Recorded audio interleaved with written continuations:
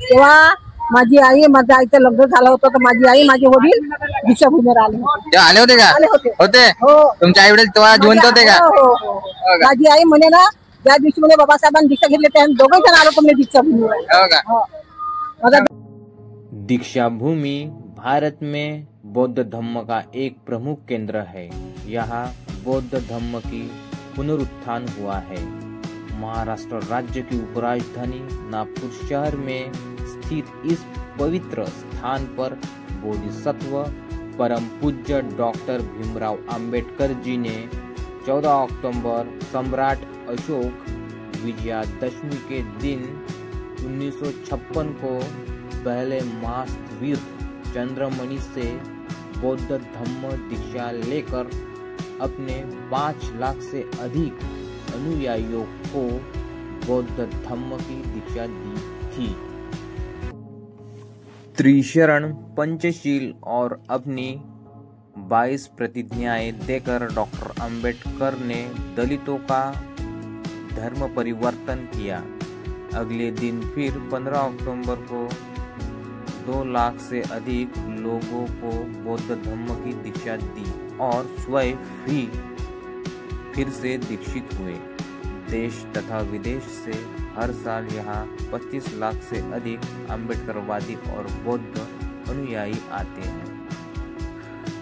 Hello दोस्तों, मेरा YouTube channel किसान power में आपका स्वागत है। आप मेरे चैनल में नए हो तो कृपया करके मेरा चैनल सब्सक्राइब करिए। तो चलो दोस्तों, हम मिलेंगे उन्हीं अनुयायियों से जो बाहर से आते हैं नागपुर में दर्शन के लिए।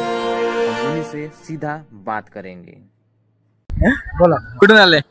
चंद्रपूर, नांदफाटा. कशाने? आम्ही ट्रॅव्हल्सने आलो. ट्रॅव्हल्सने आले? हो. किती वाजता आले? इथे 12 वाजता आलो. 12 वाजता आले. हो. दर्शन घेतलं ना. आता तुम्ही घरी चालले? हा, आता थांबणार थोडस, मग परत त्या ट्रॅव्हलने वापस जाणार.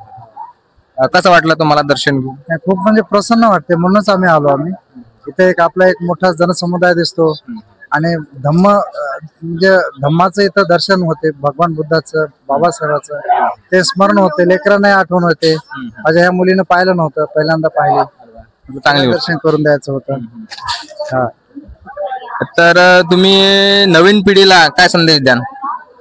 नवीन पिढीला जसं आधुनिक याच्यामध्ये जसं मनोरंजनाकडे जास्त लक्ष देतात, पण जसं भगवान बुद्धाच्या धम्माकडे जर का वाचन केलं, संविधानाचं वाचन जर केलं तर पुढची पिढी म्हणजे चांगल्या प्रकारे सुरक्षित राहू शकते आणि सुखी राहू शकते. जर का धम्माला विसरलं आणि संविधानाला जर विसरलं तर मात्र मग पुढे पुन्हा अंधाराच्या खाईमध्ये गेल्याशिवाय राहणार नाही. तरी त्या नवीन पिढीने सुद्धा याची जाणीव ठेवावी आणि एक आईवडिलाचा संदेश, आईवडील जसं धम्माला पालन करतात त्यांचं अनुकरण करावं आणि पुढे मार्गक्रमण करावं, हेच सदिच्छा. डॉक्टर बाबासाहेब आंबेडकर महानायक यांच्याबद्दल काय तुमचे विचार आहे? डॉक्टर बाबासाहेब आंबेडकर हे आपल्या भारत देशामध्ये एक एवढं थोर व्यक्तिमत्व आहे की जगाला संदेश देणारं व्यक्तिमत्व आहे.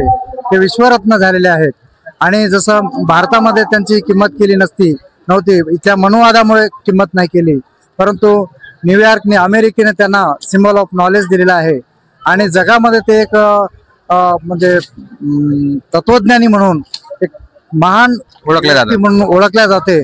आणि आपल्या भारत देशातील जे परिवर्तन, बाबासाहेबांनी जे संविधानाने जे परिवर्तन झालेलं आहे आणि आजही सुखाने सर्व धर्म समभावाने नांदत आहेत, तर याचा वारसा सर्व देशामध्ये पसरत आहे. आणि इव्हन जसं दक्षिण कोरियाचं तानाशाही म्हणून नावाजलेला जो तानाशाह आहे, त्यांनी सुद्धा भगवान बुद्धाला नमन करून, बाबासाहेबाला नमन करून पुढे धम्माचा ते प्रचार आणि प्रसार करण्यासाठी लागलेला आज तो सुद्धा देश लागलेला आहे. तर यापेक्षा आपलं सौभाग्य आणखी काय? बरोबर आहे. त्यांनी आपल्या भारत देशाला जे मागासवर्गीय जात आहे, समजा जे दलित समाज आहे, त्यांनी जे जुन्या काळामध्ये त्यांना खूप म्हणजे महत्वाचं काम केलं. डॉक्टर बाबासाहेब आंबेडकरांनी त्यांनी आरक्षण दिलं. जे छूछातची बिमारी होती आपल्या भारतामध्ये, मुळे चांगलं काम केलं, फार मोठं काम केलं. तर आपण मागे जातो. जनावरांपेक्षा बेकार अवस्था दलितांची होती आणि जे बहुजन वर्गांची होती त्यामध्ये स्पर्श अस्पृश्य, ज्यांचा स्पर्शही चालत नव्हता, अशा तळागाळातील व्यक्तीला सुद्धा एक समान नागरिकाचं महत्व दिलं, एक समान मतदानाचा अधिकार दिला. आणि जे भारतामध्ये जे कंपनीचे मालक सुद्धा असतील आणि जे श्रीमंत वर्ग असेल त्यांनाही एक चांगल्या प्रकारे संरक्षण दिलेलं आहे आणि सर्व नागरिकाला गरीब असो, श्रीमंत असो, दलित असो, मध्यम वर्ग असो, सर्वांना एक सुरक्षितता दिलेली आहे आणि समान हक्क दिलेला आहे. त्यामुळे त्यांच्या क्षमतेनुसार किती प्रगती करायची त्यांच्या क्षमतेनुसार ते करू शकतात. अशा प्रकारचा आपल्याला एक म्हणजे एवढा साठा दिलेला, धनाचा साठा दिलेला आहे, न संपणारा दिला आहे, त्याला जपणूक करणं हे आपलं सर्वांचं कर्तव्य आहे. तुम्ही काय करता? मी शिक्षक आहे. आपण नागपूर मधले. आपण नागपूर मधले. हे जे बाहेरगावचे लोक येतात त्यांच्यासाठी आहे हे सगळं. आपण कधी 14 एप्रिल आहे, संविधान दिवस आहे, भरपूर दिवस आहे आपल्यासाठी. बाहेरगावच्या लोकांसाठी सगळी व्यवस्था होते तर त्यांनी यायला पाहिजे. बरोबर बरोबर. आपण कधी पण दर्शन करू शकतो. आपण कधी बी जाऊ शकतो, कधी बी दर्शन करू शकतो. आपण रोजच जातो. आता वर्षावास उपास चालू झाले तर आम्ही सकाळी 5-6 वाजता आम्ही दीक्षा रोज जातो. आज दर्शन घेतलं का आपण? हो, आज गेलो होतो आम्ही, पण जसं आतमध्ये खूप गर्दी होती ना त्याच्यामुळे मग काही आतमध्ये नाही गेलो. नागपूरमध्ये राहतो आणि नागपूरमध्ये आपल्या दीक्षाभूमी आहे. हे आपलं समजा सौभाग्याची गोष्ट आहे समजा. बघायची गोष्ट बरोबर आहे. बरोबर. आपले बाबासाहेब आंबेडकर बाबासाहेबांनी एवढं मोठं केलं आपल्यासाठी, जनतेसाठी. स्वतःच्या मुलाबाळाची त्यानं न पर्वा केली, जनतेची पर्वा केली. पण तरी आज लोक त्याच्या याच्यात नाही आहे ना. काही लोक इकडे, काही लोक तिकडे. आपण तर बाबा त्याच्याशिवाय आपण कोणतंच काही करत नाही रे बाबा. आपल्या त्याने एवढा मार्ग टाकला तो होता म्हणून आपण ह्या याच्यावर चांगले नवीन कपडे घालून राहिलो, आपण ह्या धर्तीवर आहोत. जर तो नसतात आपल्या नेहमी तोंडाला गाडगन पाठीला फळा राहिला असता. बरोबर बरोबर. बाबासाहेब आंबेडकरनं दीक्षा घेतली होती का? हो, तेव्हा माझी आई, माझ्या आईचं लग्न झालं होतं तर माझी आई, माझे वडील दीक्षाभूमीवर आले होते. आले होते का? आले होते. होते. हो. तुमचे आई वडील तेव्हा जिवंत होते का? हो, हो. माझी आई म्हणे ना, ज्या दिवशी म्हणे बाबासाहेबांनी दीक्षा घेतली त्या दोघे जण आलो तुम्ही दीक्षाभूमीवर. हो का? हो. माझा जन्म नव्हता. अच्छा. त्यांनी समजा साहेबाला पाहिलं. हो, त्यांनी पाहिलं. एक इथे आपल्या दीक्षाभूमी एक आजीबाई येते, त्यांचं गायकवाडची काहीतरी सरनेम आहे. तर ज्या दिवशी दीक्षा घेतली बाबासाहेबांनी, त्या काकू इथे आल्या होत्या आणि बाबासाहेबांनी त्याच्या डोक्यावर हात ठेवला म्हणून असं सांगतात त्या काकू. त्यांनी पाहिलं वा. आम्ही त्यांच्या गावली गिवले जाऊन फिरून आलो आम्ही.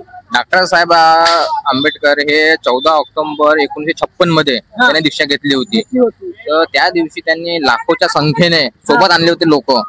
त्यांच्या मिळून त्यांनी दीक्षा घेतली होती. त्यांनी स्वतः पण घेतली आणि लाखोच्या अशा संख्येमध्ये लोकांनी दीक्षा घेतली. त्या म्हणजे तेव्हा समजा तुमचे वडील पण होते. माझी आई, माझे वडील होते. माझी आई सांगे ना म्हणे माझं लग्न झालं होतं म्हणे, बाबासाहेबांना दीक्षा घेतली त्या दिवशी. म्हटलं म्हणे तुझ्या वडिलांनी चल आता बाबासाहेब दीक्षा देऊन राहिले दीक्षाभूमीवर. आम्ही आलो म्हणे गावावर. बरोबर. तुमचं प्रॉपर इकडलंच आहे का? माझं हो, माझं माहेर नागपूरचं आहे. मला माझा सासूरवाडा MP. मला 2 मुलं आहे, 2 मुली आहे. लग्न सगळ्यांचे झाले. चांगलं आहे. धन्यवाद तुम्ही वेळ दिल्याबद्दल. चांगली माहिती दिली तुम्ही ना. अरे आपल्या बाबासाहेबांना केलंच तसं, माहिती द्यायला काय हरकत आहे. मित्रांनो, काकूनी चांगल्या पद्धतीने आपला माहिती दिलेली आहे. जेव्हा दीक्षा घेतली बाबासाहेब आंबेडकरनी तेव्हा काकूचे आई वडील जिवंत होते आणि तेव्हाच ते बाबासाहेब आंबेडकर यांच्या सोबत दीक्षा घेतली. बुलढाणा जिल्हा, लोणार तालुका, सोमठाणा. अच्छा. नाव काय तुमचे? गौतम राजाराम वानखेडे. तर तुम्ही इकडे दीक्षाभूमीला आले तर काय आहे तुमचा अनुभव? अनुभव आम्ही दरवर्षी येतो. दरवर्षी येता?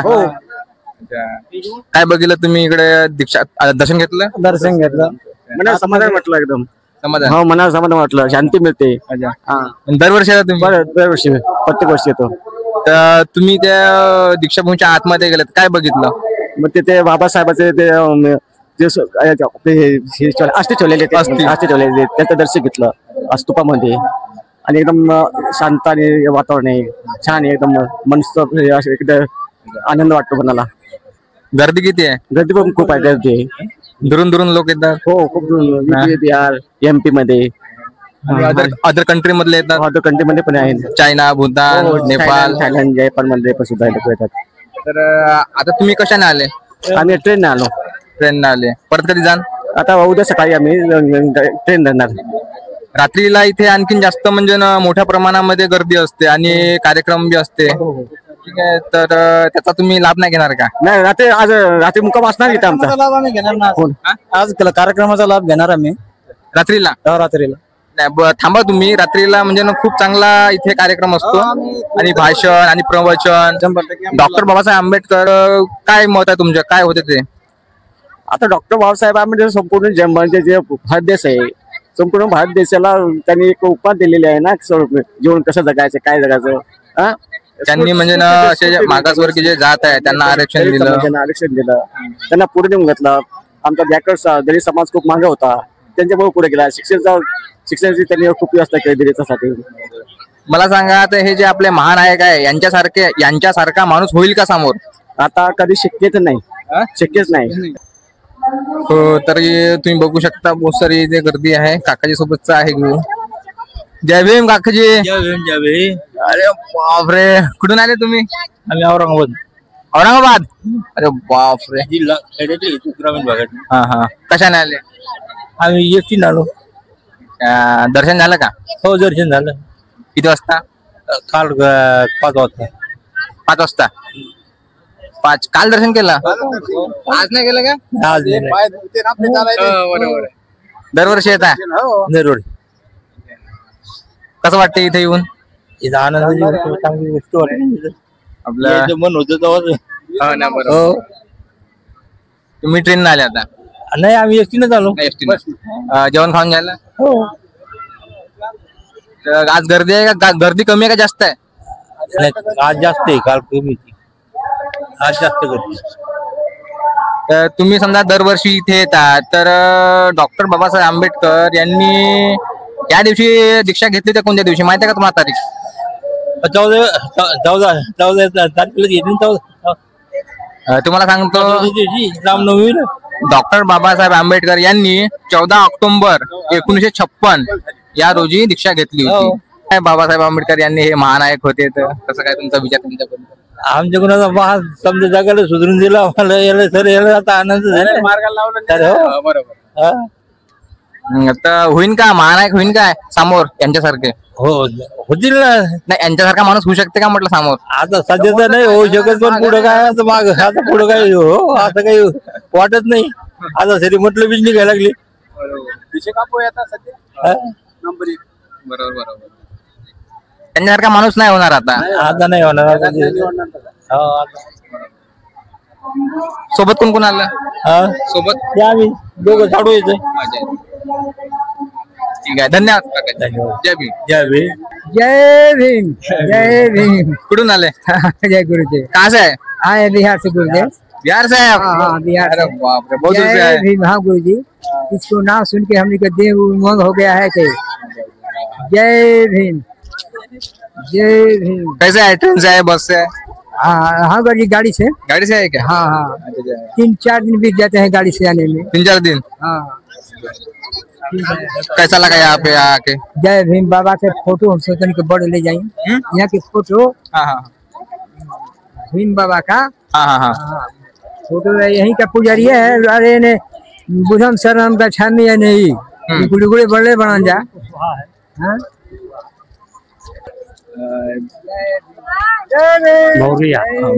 बिहार से कहाँ से आए? भभुआ रोड.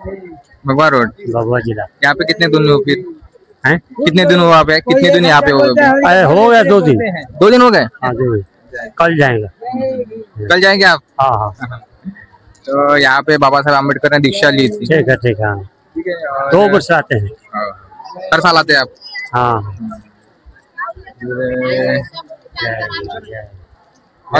और कुछ बोलना चाहेंगे? नहीं. तो चलिए दोस्तों, हम अपना ब्लॉग यहीं पे खत्म करते हैं. मिलते हैं नेक्स्ट वीडियो में. तब तक के लिए मेरे चैनल को लाइक करो, सब्सक्राइब करो.